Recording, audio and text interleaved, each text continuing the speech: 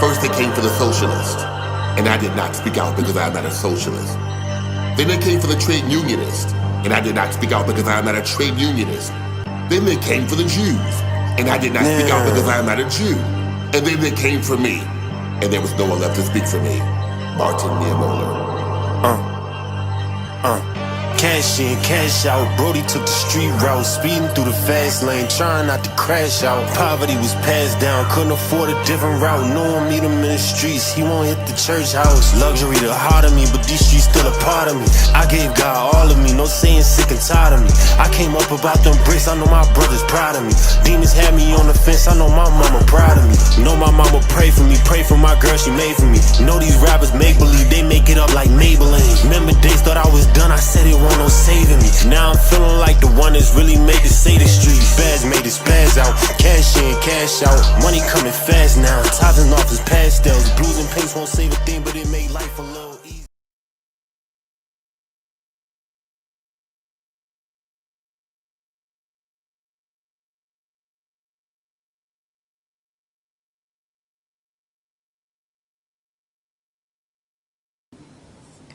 Hey, thank you so much for joining us on tonight for another podcast of The Ish. Remember that the views shared on the Ish podcast are rooted in real experiences and honest conversations.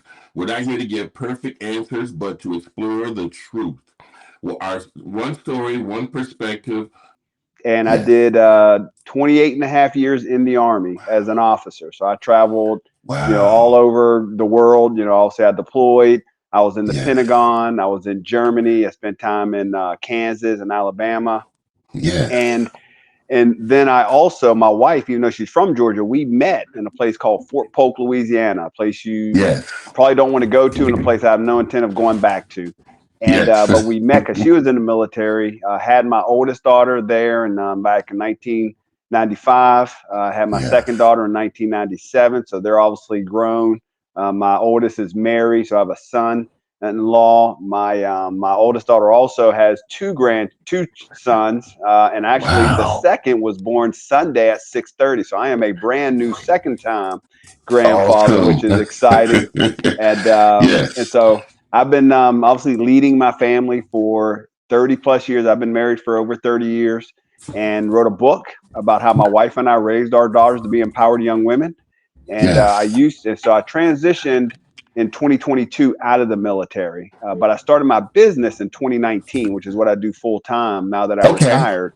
And that business was founded on my book. And I started doing fathers raising daughters classes. I did that for about 2 years or so, virtually with fathers all over the country.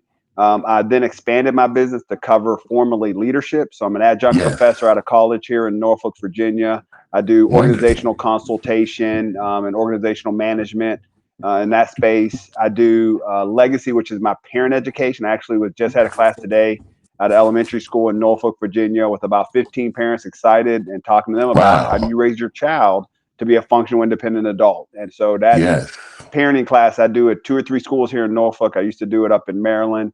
I've been doing that for several years. And then my third L is my literacy line. So I have a copyrighted framework to help people live their life, factoring in all the different things that could contribute or take away from. So what are your aspirations? What are your expectations? How do you figure personal, professional goals? And my frameworks help people be oriented where they have clarity and certainty in what they're trying to do. So that's kind of a little bit about me personally, a little bit about me professionally. And thank you so much.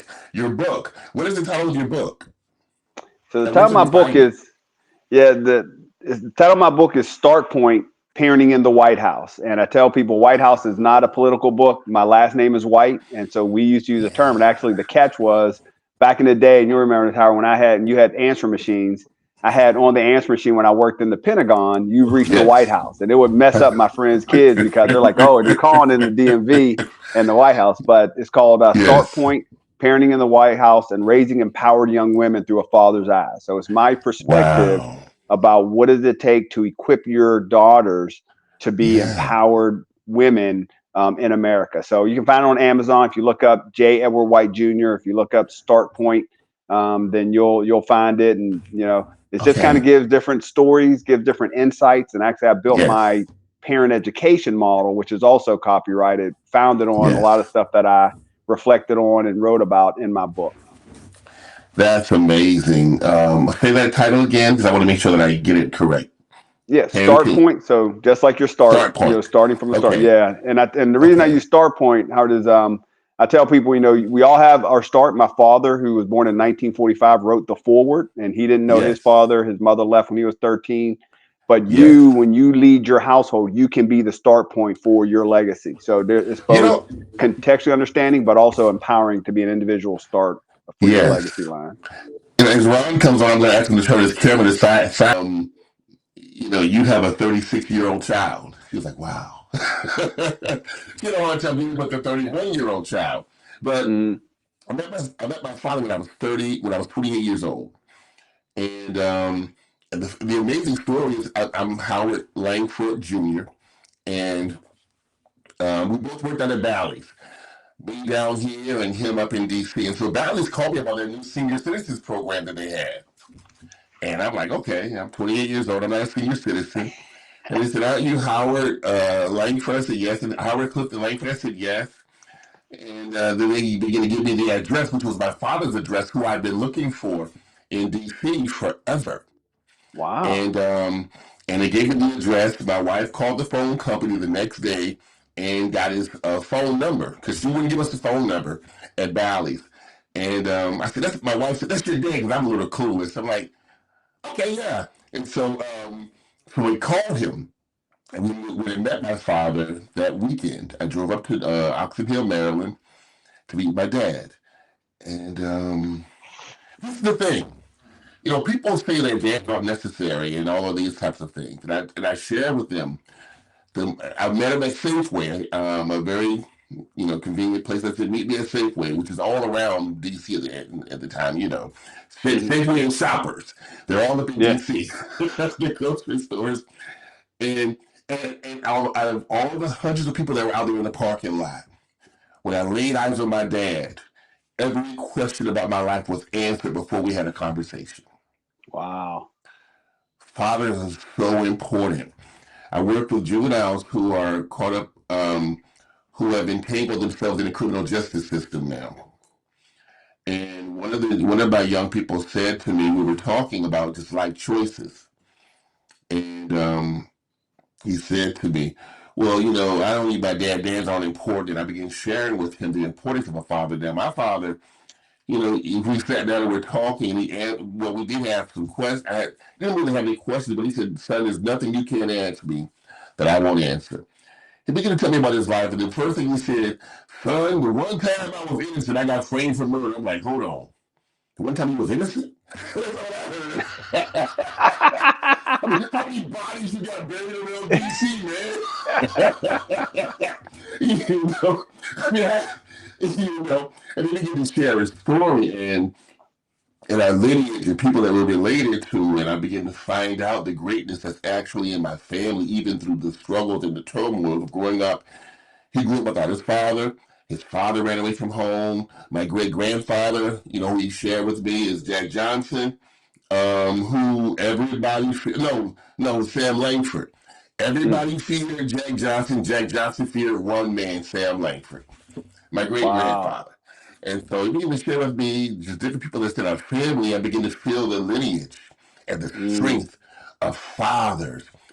And at that point, I felt invincible at that point, And so it's really important, the role of fathers and fathering, and so I love your book, Starting Point. I'm going to have to make sure that I go and let everybody know about this book. And I have 4 sons and a daughter, and I share with them I could have easily been a girl dad. As much as I love my sons, every dad needs a daughter. I'm telling you, every dad needs a daughter.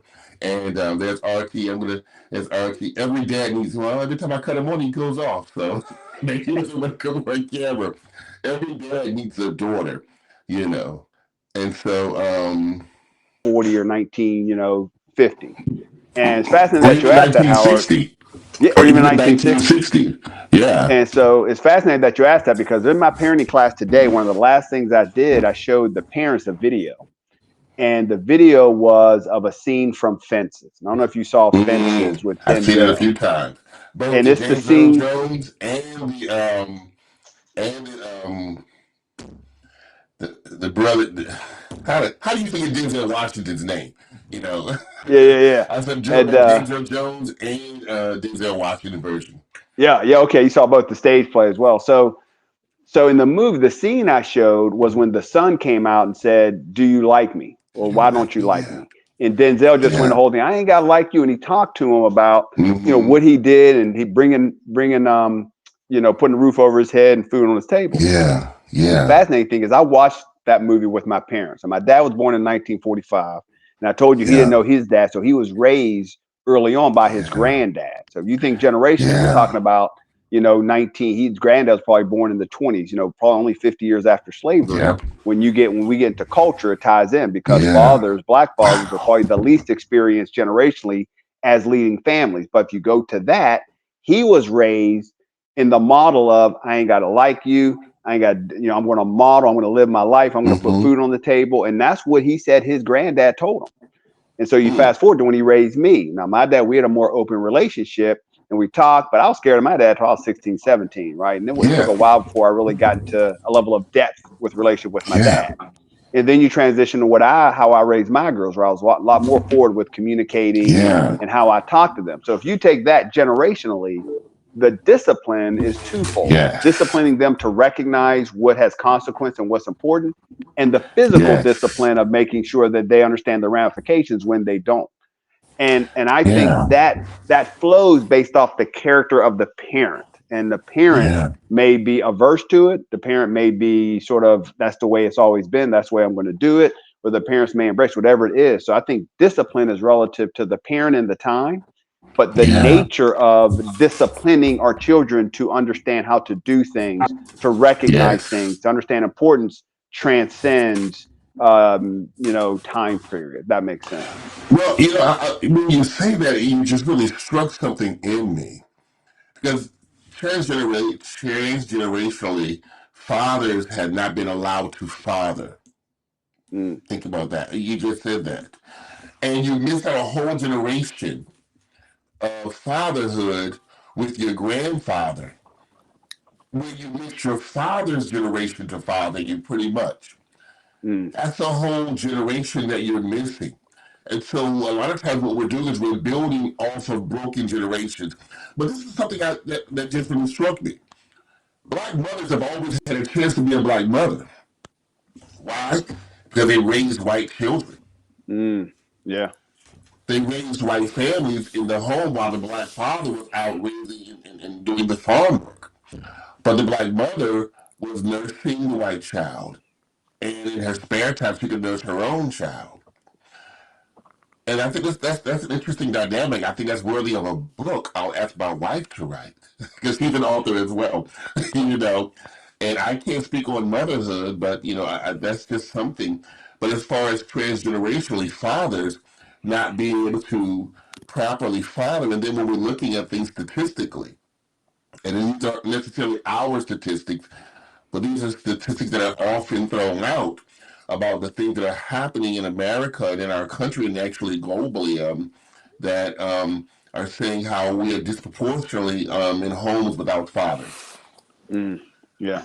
And why is that when at one point fathers were crossing oceans to find their families and then they get to a point in after the 70s and the 80s, actually the early 80s, when our families were really becoming stronger, and then there was this war on drugs, and it really hurt a lot of our families. When I'm looking at some of the data, drugs was not really a part of our culture at that point. It became a part of our culture when it began to ruin the factories and cars on us and families and ruin the economics of black families where fathers had to go somewhere else to find work and so missing that link between and so your book starting point reminds me of I would tell my son because we had a conversation and he's making pretty good money and we had a conversation about being raised in our home with my wife and myself and I said, well, son, you have to realize I started in the basement. I had to work up to be broke.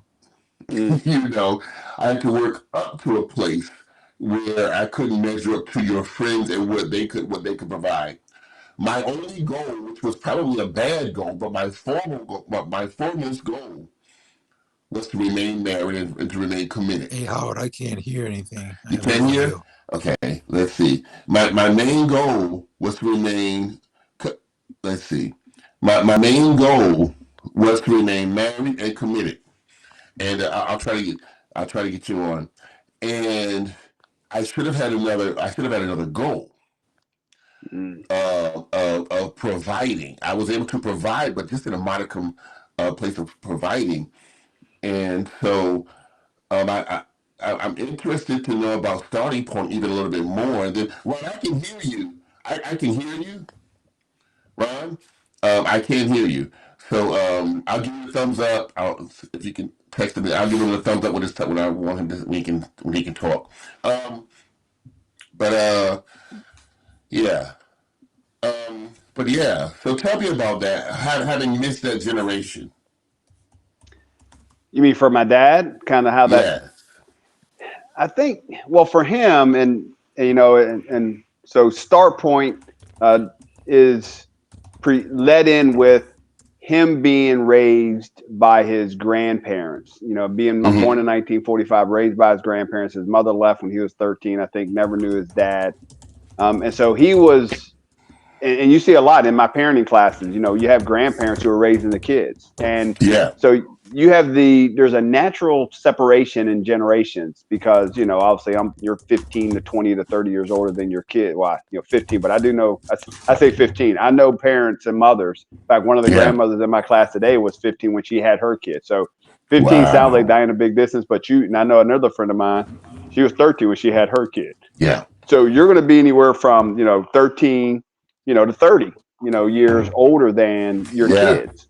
So that creates sometimes communication, cultural attuneness, the different way things change, understanding of the times, patience, energy, that all comes in. When a Yes. grandparent does it, it sort of amplifies the separation, right? They're older, Mm-hmm. old school. They're, they Yeah. may be less patient. They may have less energy, to kind of Yes. invest in everything that's going on. So I think that's where you start to lose it as far as the Yeah. connectiveness. My dad was blessed in that he went to foster care, and a Wow. mother and a daughter raised him, and they, Yes. and he writes in there how they were important. For them, they prioritized school and they prioritized church, Yeah. and they kind of carried on with his grandparents. So he didn't affect him as much as Okay. potentially it could. He just took that Yeah. into how he does. But yeah, I think there is potential.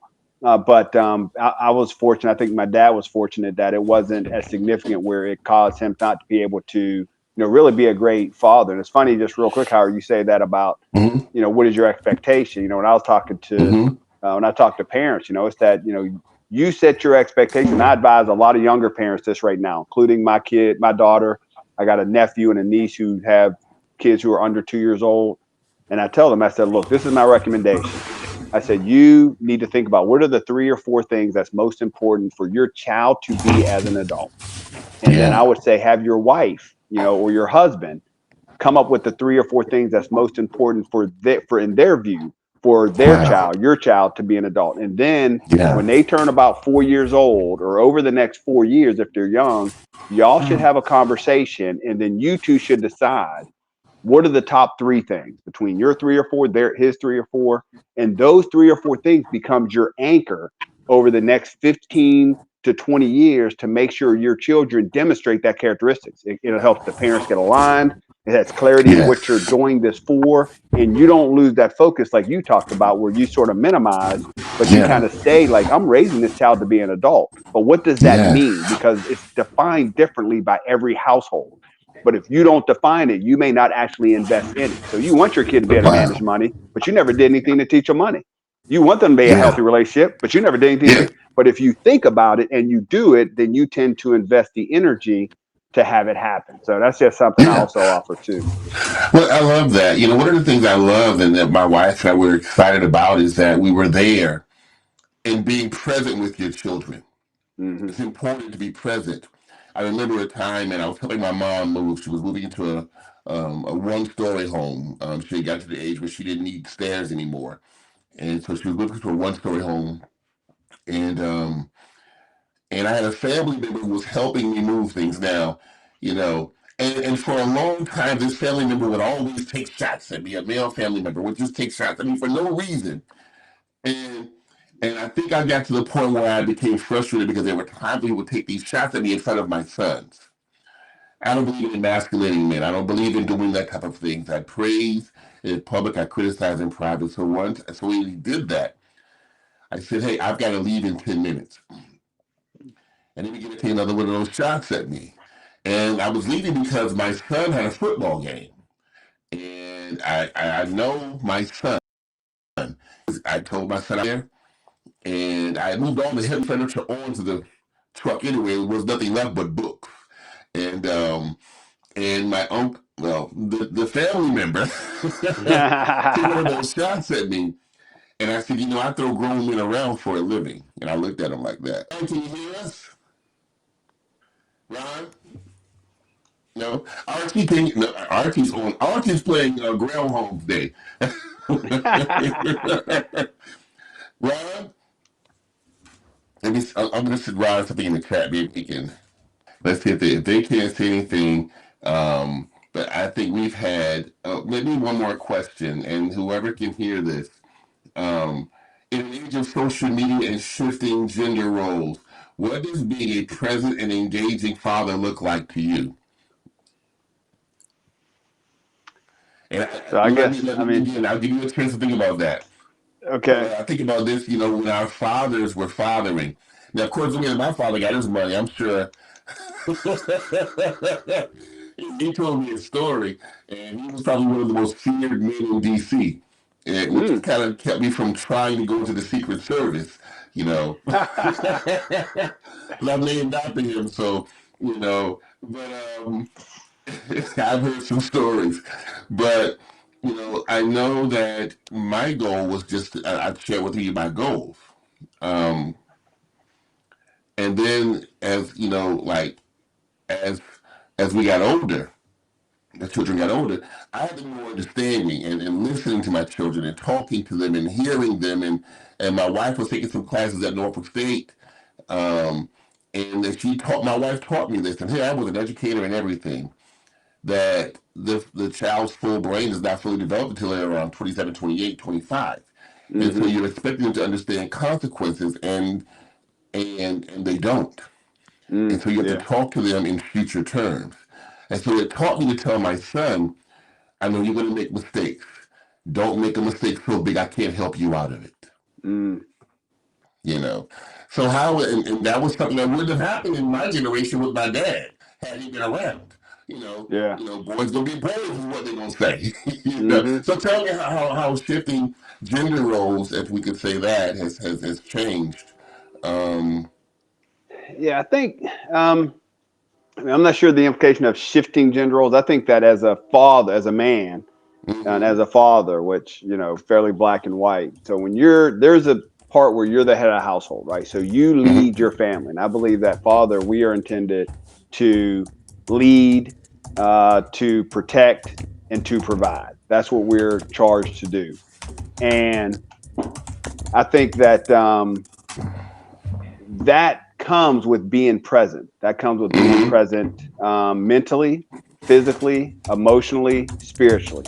And your children should appreciate and they should feel your yeah, presence. When you walk yes, into a room, it should be noticed, the ripple, if you will, because yeah, you are the head of the household. You are the father and you are the leader, one of the leaders. And I believe in partner leadership. And we each have roles, and you appreciate that being married, 30 years or yeah, so. But there is yeah, still a head of household. And yes, there's no ambiguity in my household that I'm the head of household. yeah, And so that has with it certain responsibilities. yeah, And so being present and providing and protecting to me constitutes being all in. And the gender dynamic, because I raised girls, I was cross gender. But when I Yeah, yeah, brought my yeah. son-in-law into the house, Mm-hmm. into our home, one thing I did because Mm-hmm. I was keen on expanding, and I'll give you a quick side story on this, Howard. I was when I Sure. was younger, I was on an airplane one time, and this I think it was maybe an air Yeah. marshal, or you sit next to somebody on the Yeah. plane and you talk to them and don't know who they are. Yeah. And I was telling him about raising my girls and what I was Mm-hmm. doing, and he made this comment. He said, Eddie, and I think I don't know if you remember my name, but he said, you can do all that with daughters, and they can marry somebody and jack it all up, and you have no control over them. And Wow. I was like, Wow. man. So my daughters were, single digits or whatever. And I'm like, man, that is very disempowering. I mean, you talk about Yeah. something that Yeah. discourages. And so I always sat in the back of my mind for years. And I'm a traditionalist. So DeAndre, Mm-hmm. my son, he asked me for my daughter's hand, and Mm-hmm. my wife was nervous whether I'll say yes. And there's some other things that preceded Yeah. that really set up me kind of saying yes. But Yes. once they got engaged, once my oldest daughter Mm-hmm. and my son got engaged, I called DeAndre and I said, look, DeAndre, Mm-hmm. I said, I don't know who raised you to be a man, who taught you Yeah. how to lead a household, but this is what I want to do. Mm-hmm. I want to talk to you every month. I'll pick a topic, and I Yeah. want to help. And what does it mean to come into my household? And I said, you don't Wow. have to tell Jalen, my daughter, anything. It's between me and you. And I think even to this day, he hasn't told Yeah. Jalen anything. And so for Yeah. 1 month, for 1 year, this was 12 months Yeah. prior, we talked every month. And 1 week, I'd hear my daughter and my wife talking about compromise, and Jalen understand what that was. And it was DeAndre's month. And Yes. guess what DeAndre wanted to talk about? Compromise. So I was able to give him my view, my insights about leading a household, about being the Yes. father in the home.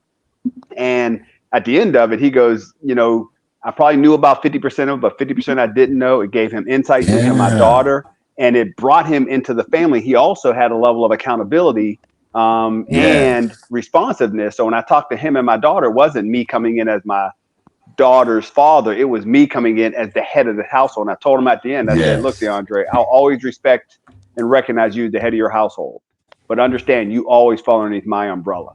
And it created that Yes. hierarchical, which you naturally have in the biological sense. But now you're Yes. bringing in somebody who's going to be part. So I have two grandsons underneath them. And when I talk to them about marriage, I talk to them about Mm-hmm. raising my grandson. It's coming from a place where we both have a relationship. Obviously, mine's deeper with my daughter, but it's very present with my son. And so I think Yeah. we as fathers, when you talk about being present and you talk about gender roles and you talk about legacy, there's a level of Yeah. proactiveness that we can and should do as Wow. men, as leaders that go across all aspects of the household. Yeah. Yeah. 50-ish and above, we're dealing with topics that are innate toward men. Thank you